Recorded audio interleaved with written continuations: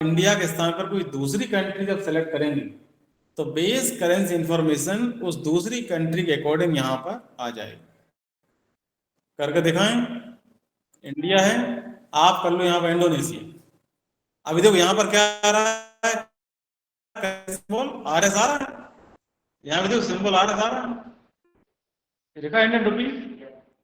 अब ये सब है इंडिया के बोला। देखो हम जैसे यहाँ पे इंटर प्रेस करेंगे तो इंडोनेशिया अकॉर्डिंग आएगा सब कुछ। इंटर कर रहे हैं। इंडोनेशिया में करेंसी सिंबल क्या होता है, आरपी होता है। आरपी का फुल नेम क्या होता है, इंडोनेशिया रुपला। तो जो कंट्री आप सिलेक्ट करेंगे उसके अकॉर्डिंग, देखो यहाँ पर भी आ गए आरपी, हो गया। तो उसके अकॉर्डिंग ये सब चीजें यहाँ पर आ जाती है। देखो इसमें लिखा है सिंबल फॉर डेसिमल पोजीशन, दशमलव के बाद का जो अंक होता है उसे अपने आप बोलते हैं पैसे, और वहां बोलते हैं इंडोनेशिया में सेंस। अपने जिन्हें पैसे बोलते हैं वो इंडोनेशिया में सेंस होते हैं। तो इस तरह से हो जाता है। ऐसे ही अगर आप कोई दूसरी कंट्री कर लेंगे तो मलेशिया कर लो आप, तो देखो उसमें RM होता है शॉर्टकट। इसी इसका फुल नेम क्या होता है, रिंगिट मलेशिया, मलायसला, इस तरह से होता है। और इनका भी सेंस है, पॉइंट के बाद अपने यहाँ पैसे होता है। इस तरह से आप यहाँ से देख सकते हैं। ठीक है, इसका ओनली पी है, देखो इसे बोलते हैं पैसो, पूरा नाम पैसो हो गया, और सेंटिमो।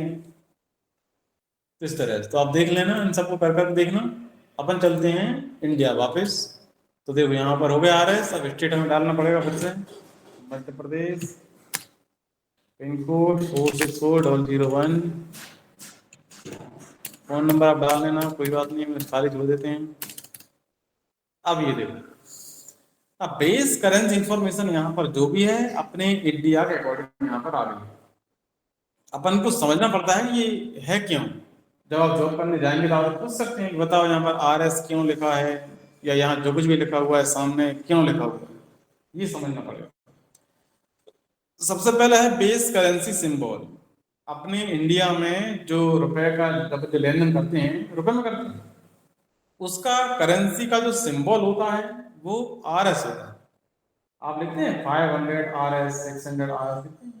आपने हमेशा रुपए को अपन क्या लगे शॉर्टकट में RS लिखते हैं। तो ये उसका सिंबल यानी शॉर्टकट रूप क्या हो गया, RS हो गया।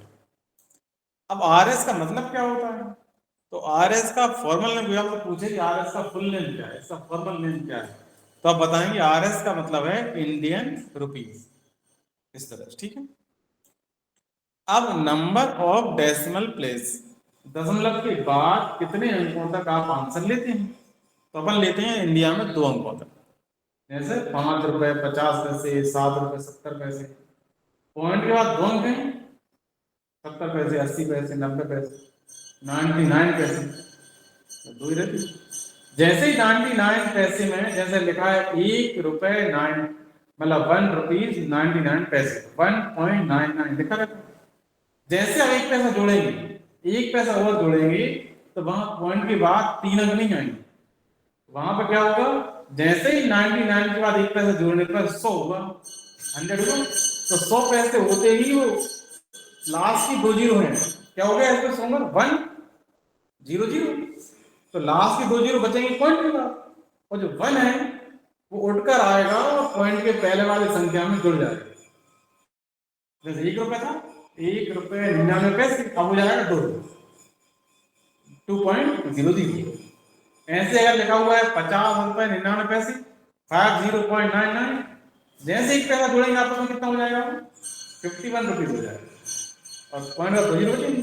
मतलब अपने हमेशा क्या होता है, पॉइंट के बाद 2 अंक ही रहते हैं, तीसरा अंक कभी पॉइंट के बाद नहीं आता। जैसे तीसरा आने वाला होता है तो वो पॉइंट के पहले आकर पॉइंट के पहले की संख्या में प्लस हो जाता है। ठीक है, ये अपना रूल्स होता है। अगला है इस symbol suffix to amount. Amount के पहले सिंबल RS लिखना है तो यहां पर आप यस करेंगे। अगर RS को बाद में लिखना है तो यहां पर आप नो करेंगे। एग्जाम्पल हम बता देते हैं, जैसे कि अगर आपने से नो किया तो लिखाएगा 500 RS, 600 RS, 200 RS, यस किया तो RS पहले आएगा, RS 500, RS 600 ऐसे। तो यस करने पर RS 500 हो रहा है, नो करने पर 500 RS। जो RS जो है वो लास्ट में आ रहा है, नो कर दो। तो अपन हमेशा लास्ट में लिखते हैं, इसलिए यहाँ नो रखना है। अपन हमेशा क्या लिखेंगे, 200 RS, 400 RS या 4 रुपये देना 4 RS। तो RS अपन बाद में लिखते हैं, इसलिए अपन नो कर रहे हैं। तो कोई अगर आपसे कहता है कंपनी वाले कि नहीं आपको RS पहले लिखो, तो यहाँ पर आप यस कर देंगे तो पहले आ जाएगा। ठीक है। सिंबल फॉर डेसिमल पोजीशन, दशमलव के बाद जो कुछ है उसकी पोजीशन हमारे लिए क्या है, तो पैसे होते हैं। क्या लिखा हुआ है, पैसे। सो अमाउंट्स इन मिलियंस, अगर हम अपने अमाउंट्स को मिलियन में देखना चाहते हैं तो यहाँ पर हम यस करेंगे, और अपन लोग तो रुपए में देखते हैं तो भाई यहाँ पर नो करते हैं। अगर अपन यहाँ पर यस किया गलती से तो अपन 1 रुपये में लिखना चाहेंगे, लिखा जाएगा 1 मिलियन, अपन लिखेंगे 1 एंटर, और जैसे इंटर प्रेस करेंगे लिखा जाएगा 1 के आगे मिलियन लगे। और 1 मिलियन का मतलब होता है 10 लाख रुपए। अब 1 रुपये लिख रहे हैं 10 लाख हो जाएगा, 2 लगेंगे तो 20 लाख हो जाएगा, इस तरह से। तो अपने यहाँ पर वर्ग जो होता है मिलियन में नहीं होता है, तो अपने यहाँ पर नो कर, जहां होता है वो यस कर लें, अपन ने नो कर दिया। Put space between amount and symbol, amount और सिंबल के बीच में अगर आप थोड़ा स्पेस चाहते हैं तो आप यहाँ पर यस कर देते हैं, स्पेस नहीं चाहते हैं तो आप यहाँ पर नो कर देते हैं। यहाँ लिखा हुआ है अमाउंट और सिंबल के बीच में स्पेस, तो अमाउंट मतलब 5000 6000 कोई अमाउंट है वो, सिंबल मतलब यार एस। अगर आपने यस किया तो क्या होगा, 500 स्पेस आएगा थोड़ा सा, फिर लिखाएगा RS, 600 थोड़ा स्पेस फिर RS। नो कर दिया तो फिर स्पेस आएगा ही नहीं, 500 पास में लिखा जाएगा RS, 600 पास में RS। तो आप स्पेस थोड़ा सा चाहते हैं RS और आपके अमाउंट के बीच में, तो आप यहाँ पर यस करेंगे। स्पेस नहीं चाहते हैं तो आप यहाँ पर नो कर देंगे। ठीक है। Decimal place for printing amounts in word, दशमलव के बाद के कितने अंकों को आप प्रिंट में निकालना चाहते हैं। तो अपन ने यहाँ पर देखो 2 अंक लिए थे क्योंकि 2 से होते ही, तो यहाँ पर आप चाहें तो या तो 2 ले लें तो पूरे 2 अंक प्रिंट में निकल जाएगा, या फिर आप 0 कर दें। 0 कर देंगे तो पॉइंट के बाद का कोई अंक प्रिंट में आएगा ही नहीं, बताएगा 500 RS। इसे 2 कर दिया तो क्या आएगा, 500.00 RS ऐसा है। और 0 कर दिया तो फिर पॉइंट के बाद के 2 जीरो होते हैं गायब हो जाएंगे, फिर आएगा 500 RS। ये तो ऐसा कर सकते हैं आप, अगर आप हटाना हटा भी सकते हैं, 0 कर देंगे यहाँ पर आप, अब एंटर कर देते हैं। एक्सेप्ट यस और नो, आपके द्वारा दी गई सारी जानकारी सही है तो आप यहाँ पे यस कर देंगे, कुछ गलत है तो आप यहाँ पे नो पर क्लिक कर सकते हैं, या फिर कीबोर्ड द्वारा एन प्रेस कर सकते हैं, दोबारा ऊपर पहुंच जाएंगे आप और सब चीजों को फिर से चेक कर सकते हैं। सबसे ऊपर क्या लिखा है, डायरेक्टरी।